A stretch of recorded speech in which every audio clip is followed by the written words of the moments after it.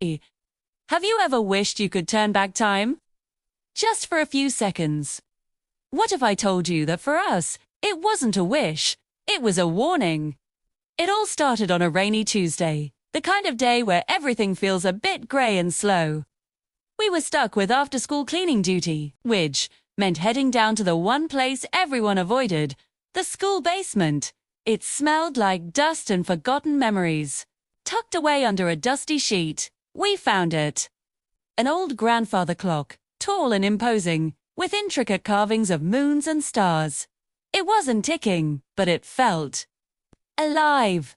Leo, always the brave one, decided to wind it up.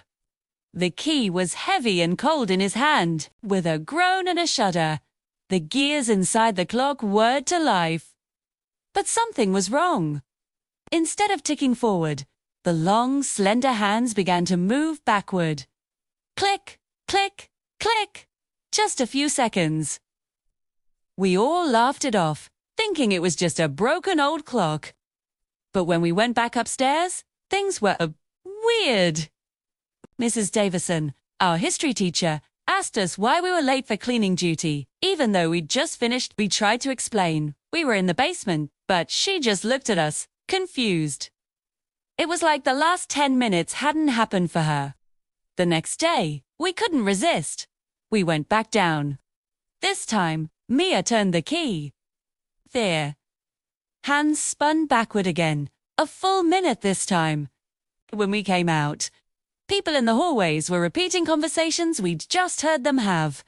A kid dropped his books in the exact same way he had moments before. It was like a scene on loop. And that's when it hit us. The clock wasn't just broken.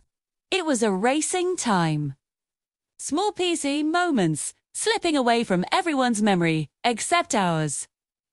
First, it was kind of fun. Mess up a test? Go back and fix it. Say something embarrassing.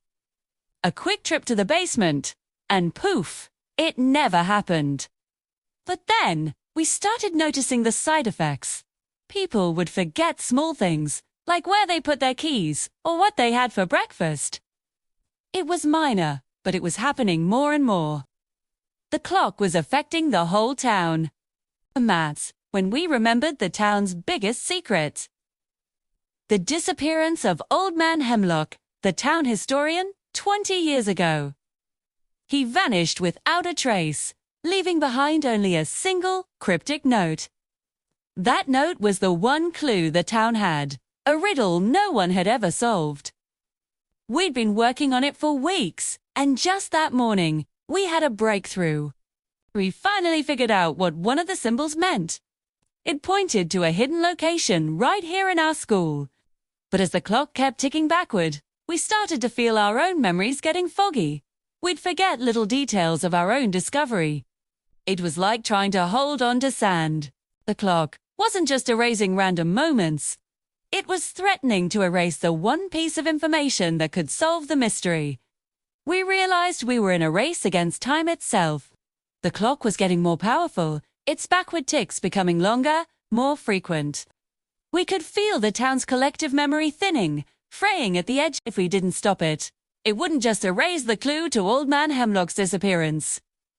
It could start erasing people, memories, entire days. We had to protect the clock, to stop it. Before our chance to solve the town's greatest mystery and maybe even find out what happened to Mr. Hemlock was forgotten forever. We had to venture back into the dusty basement, face the strange power of the clock, and hope we wouldn't forget why we were there in the first place.